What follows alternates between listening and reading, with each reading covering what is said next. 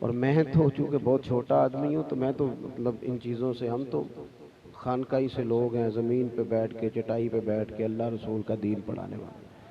آپ ہمارے اوپر مہربانی کریں. یہ اس طرح کا تو شور شرابہ سیاسی جلسوں میں ہوتا ہے. آپ میری مہربانی کریں. مجھے پتہ بھی نہیں تھا کہ آپ کی محفل ہے. مجھے تو پتہ تھا کوئی دعا مانگنی ہے، کسی مارکیٹ کا افتتاح ہے، تو دعا کے لیے میں آیا ہوں. لیکن آگے مائک رکھ دیا ہے اور پہلے صحیح چل رہا تھا، اب خراب بھی کر دیا ہے. یعنی یہ بھی کمال ہے. منع کر رہے تھے نا، لیکن انہوں نے کہا نہیں ہے، صحیح کیوں چلے. اللہ آپ کو خوش رکھے. بھائی ایک بات سنیں اور میں دعا مانگنے لگا ہوں. اللہ خوش رکھے آپ کو. ایک بات صرف یاد رکھیں، مارکیٹیں بنائیں، دکانیں بنائیں، کاروبار کریں، جو من میں آئے کریں. ایک ذہن میں بس بات بٹھائیں کہ روزی اللہ دیتا ہے. اگر بندوں پہ ڈیپینڈ کرنا ہے، کوئی دھوکہ دے کے کوئی کام کرنا ہے، فراڈ کر کے کوئی کام کرنا ہے، تکمیل تک نہیں پہنچے گا. وقتی طور پر جھوٹ بولنے سے مال بک جاتا ہے، لیکن وہ وقتی طور پر، اس میں برکت نہیں رہتی. مسلمان کا یہ عقیدہ ہے کہ روزی اللہ تعالیٰ دیتا ہے، تو پھر اسے ان اصولوں کے مطابق روزی کمانے کے پیچھے چلنا چاہیے جو اصول قرآن و سنت نے وضع کیے. ہمارے ہاں یہ ہوتا ہے کہ جب کوئی بندہ دکان نہیں ڈالتا ہے تو وہاں قرآن پاک پڑھواتا ہے پہلے، لیکن وہ برکت کے لیے پڑھواتے ہیں. مجھے کبھی کوئی دوست کہیں کہ ہم نے تلاوت کرانی ہے، بچے بھیجیں، تو میں ان سے کہتا ہوں کہ آپ قرآن شریف پہلے بے شک نہ پڑھوائیں، بس تجارت قرآن کے اصولوں کے مطابق کریں. دین کو صرف برکت تھوڑی بنانا ہے. لیکن نا کسی دیندار بندے کے دین کا اس وقت پتہ چلتا ہے جب اس کے بیٹے کی شادی ہوتی ہے. کتنا دینی ہے. مسجد میں تو سارے لوگ ہی دیندار ہوتے ہیں، محفل میں تو سارے دیندار ہیں، لیکن اگر وہ شادی کے موقع پر، ولیمے کے موقع پر دین کو یاد رکھتا ہے تو اب دیندار ہے. ہمیشہ حلال. اگر رزق حرام ہوگا تو ہو سکتا ہے جسمانی طور پر انسان کو کوئی طاقت ملے، روحانی طور پر بندہ ختم ہو جاتا ہے. اتنا یہ جو رزق حرام ہے یہ اتنا نقصان کرتا ہے کہ بندے کا اللہ سے تعلق توڑ دیتا ہے. ایک بندہ دعا مانگ رہا تھا، یا رب یا رب یا رب. حضور نے فرمایا جتنی بھی دعائیں مانگے قبول نہیں ہوں گی. یا رسول اللہ صلی اللہ علیہ وسلم، اللہ تو مہربان ہے، اس کی قبول نہیں ہوگی. فرمایا اس لیے کہ جو کھایا ہے وہ بھی حرام پیسوں کا ہے، جو کپڑے پہنے وہ بھی حرام پیسوں کے، جو پی کے آیا وہ بھی حرام پیسوں کا ہے. تو جو گوشت حرام سے پلتا ہے وہ دوزخ میں جاتا ہے. تھوڑا رزق ہو جائے، 2 وقت کا کھانا ہو جائے، چھوٹی گاڑی میں سفر کر لیں، لقمہ حرام میں، اس سے جتنا بچ سکیں گے اتنا نفع ہوگا. ہمارے ہاں ہمیں طریقے بتائے جاتے ہیں جلدی جلدی امیر ہونے کے، شارٹ کٹ، فلاں کر لو فلاں، بڑے مشورے ملتے ہیں. ہمیشہ یاد رکھیں، آپ نے دنیا میں بڑے بڑے سیدھے سادے بندے دیکھے ہوں گے، بھولے بالے، لیکن اللہ نے بڑا مال دیا ہوا ہے. مال خدا کے فضل سے ملتا ہے. چلاکی دکھانے سے مال آتا ہے، برکت نہیں آتی. تیزی دکھانے سے بندہ امیر تو ہو سکتا ہے، وزادار نہیں ہوتا، باوقار نہیں ہوتا. آپ ایک مارکیٹ کا افتتاح کرنے جا رہے ہیں، لوگوں کے لیے آسانیاں کریں. اور صرف انہی کی بات نہیں، جو افتتاح کر رہے ہیں، ہم جتنے بھی بیٹھے ہیں، لوگوں پر آسانی کریں. دکاندار اس طرح کرتا ہے کہ اگر اسے پتہ چل جائے نا کہ اب چونکہ کیمرے لگے ہوئے ہیں کہ آنے والا بڑی گاڑی پہ آیا ہے، تو وہ پھر اس کو بڑی مسجع مکفہ اردو انگلش مکس کر کے ڈیل کرتا ہے کہ جناب یہ بڑا تگڑا گاہک ہے بڑی. لیکن اگر کوئی غریب آدمی کبھی دکان کی سیڑھیاں چڑھ جائے تو منہ سیدھا نہیں کرتے. پتہ ہے غریب ہے بیچارے نے کیا لینا ہے. یاد رکھنا حضور علیہ السلام کی حدیث ہے مشکات میں، فرمایا تمہیں جو رزق دیا جاتا ہے تمہارے کمزور لوگوں کی برکت سے دیا جاتا ہے، ضعیفوں کی وجہ سے اللہ تمہیں روزی دیتا ہے، تو جن کی وجہ سے ملتا ہے انہیں دھتکار دیا جائے۔ اور پھر یہ بھی میں نے دیکھا اپنی زندگی میں کہ گنجائش تو ماڑے بندے کو دینی چاہیے، قرضہ تو غریب کو دینا چاہیے۔ ہم امیر کو دیتے ہیں چونکہ غریب کو اس لیے نہیں دیتے، واپس کیسے کرے گا؟ تھوڑی آسانی کر دیں غریبوں پر، تھوڑی سی ان کو گنجائش دے دیں، ان کو تھوڑا سا موقع دیں کہ وہ اس تکلیف سے باہر آ جائیں۔ ایک حدیث پاک سنیں اور میں دعا مانگوں۔ نبی پاک صلی اللہ تعالی علیہ وسلم نے فرمایا کہ ایک تاجر تجارت کرتا تھا، کچھ لوگ ادھار لے جاتے تھے تو پھر وہ اپنے جوانوں کو، سیل مینز کو بھیجتا تھا وصولی پہ، تو ساتھ وہ کہہ دیتا تھا کہ اگر بندہ مالدار ہوا اور پیسے نہ دیتا ہوا تو سختی کر لینا، لیکن اگر تنگ دست ہوا نا، غریب ہوا، تو کوئی بات نہیں، ہمارا گزارا چلتا ہے۔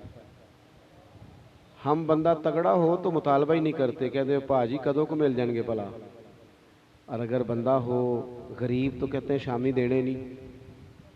دیکھو ایک حدیث پاک اگر آپ کبھی یاد رکھ لیں تو فائدہ بڑا ہوگا۔ حضور علیہ السلام نے فرمایا اگر تم نے کسی غریب سے، تنگ دست بندے سے پیسے لینے ہیں اور وہ تنگ دست ہے، تم اسے مہلت دے دو۔ فرمایا جتنے تم نے پیسے لینے ہیں، جتنے دنوں کی مہلت دو گے، اتنے ہی پیسے روز اللہ تمہیں صدقہ کرنے کا ثواب عطا کرے گا۔ یعنی رقم بھی تمہاری محفوظ ہے اور اتنے ہی پیسے روز صدقہ۔ حضور فرماتے ہیں وہ بندہ کیا کرتا تھا، وہ نا گاہکوں سے کہتا تھا، اپنے سیل مین سے کہتا تھا کہ جو بندہ جان بوجھ کے نہ دیتا اس پر بے شک مطالبہ سخت کرنا، لیکن جو مجبور ہوا اسے گنجائش دے دینا، ہمارا گزارا ہوتا ہے۔ وہ بندے کا انتقال ہو گیا، جب وہ رب کی بارگاہ میں کھڑا کیا جائے گا تو اللہ اسے کہے گا جا تیرے لیے جنت کا فیصلہ ہے۔ پیسے معاف نہیں کرتا تھا، گنجائش دیتا تھا، قرض دار کو مہلت دیتا تھا۔ یا اللہ میرے تو اعمال ایسے نہیں، تو یہ میرے لیے فیصلہ، تو اللہ فرمائے گا تو میرے بندوں پہ آسانی کرتا تھا تو میں تیرے اوپر نہ کروں؟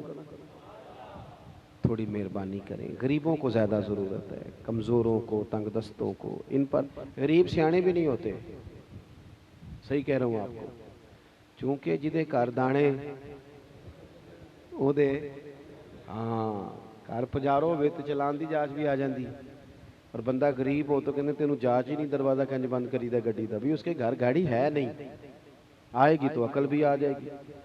تو اس لیے غریب کئی دفعہ سیانے ہونے کے لیے بھی تو پیسوں کی ضرورت ہے نا، اس کے بغیر کہاں۔ آخری بات آپ سے یہ عرض کرنی ہے،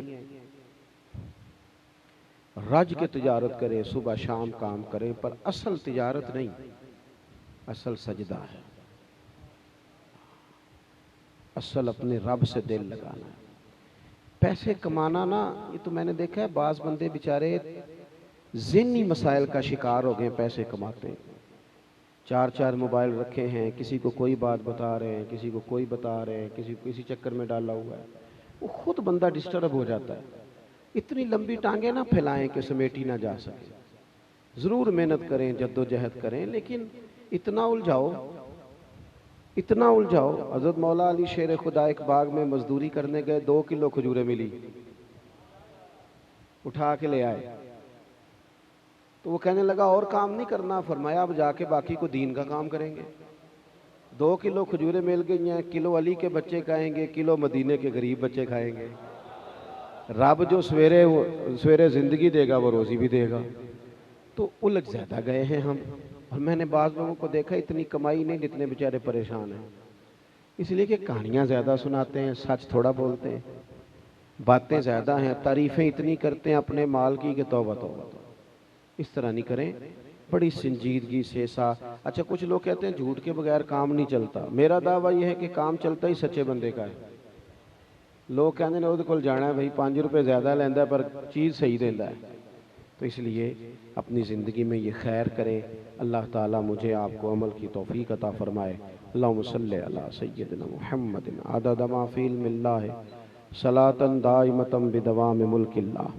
کائنات کے مالک، احباب جس کام کا آغاز کرنے جا رہے ہیں اس میں خیر و برکت فرما، ہم سب کو ہمیشہ رزق حلال ہی عطا فرما، لقمہ حرام سے بچا مالک، رزق وسیع عطا فرما، حلال عطا فرما، اور پھر اپنی مخلوق میں بانٹنے کے لیے دل بھی عطا فرما۔ مالک کریم اپنے پیارے حبیب علیہ السلام کے طریقوں کے مطابق تجارت کی توفیق دے۔ اللہ جو تنگ دست ہیں نا، انہیں کسی دنیا دار کا محتاج نہ کر، اپنے بھرے خزانوں سے مالا مال کر۔ جو بے روزگار ہیں حضور کی تجارت کا صدقہ انہیں روزگار دے، اللہ روزگار دے، حلال طیب دے۔ وطن کے جن حصوں پر سیلاب ہے مالک ان کی غائبانہ امداد فرما۔ اللہ تعالیٰ جو بے گھر ہو گئے ہیں انہیں اپنی چھت دے دے، بیماروں کو شفا یابی دے دے، مقروضوں کو قرضوں سے رہا کر دے۔ اللہ ہمارے حال پہ رحم کر دے، ہماری غلطیاں معاف کر دے، کمزوریاں معاف کر دے، سستیاں معاف کر دے۔ جان بوجھ کر فجر میں سوئے رہتے ہیں، ظہر میں گپیں لگتی ہیں۔ اللہ تو کریم ہے، تو ہماری مدد کر تاکہ ہم پنجگانہ نماز ادا کریں۔ اللہ ہماری غفلتیں دور کر، ہمارے حال پہ رحم فرما۔ مالک کبھی ہم سے وہ کام نہ ہو جس سے تو ناراض ہو جاتا ہے، تو ہمیں بچا کے رکھ ان کاموں سے جن سے تیرے محبوب ناراض ہو جاتے ہیں۔ اللہ اپنی رضا کی توفیق دے، دل بدل دے، روحیں تازہ کر دے، ایمان کی سلامتی دے۔ تو ہمارا مالک ہے، تو ہمارے دل جانتا ہے۔ گناہگار ضرور ہیں پر تیرا بن کے جینا چاہتے ہیں، روز بدلنے کا ارادہ کرتے ہیں، اندر نیتیں ٹھیک ہیں، ارادے صاف ہیں۔ تو مدد فرمائے گا تو بڑی جلدی آسانی ہو جائے گی۔ مالک کرم فرما، مالک کرم فرما، مالک کرم فرما۔ فلسطین اور کشمیر کے مظلوم مسلمان سالوں سے تکلیف میں، ان کی مدد کر دے۔ مالک برما کے مجبور خیموں میں بستے ہیں، ان کی مدد کر دے۔ شام، فلسطین، مصر، بالخصوص عراق میں جو تکلیف ہے اللہ اسے دور فرما دے، محبوب کی امت پہ فضل کر دے۔ اللہم انا نسألک العفو والعافیۃ فی الدین والدنیا والآخرہ، وصلی اللہ تعالی علی حبیبہ۔ السلام علیکم۔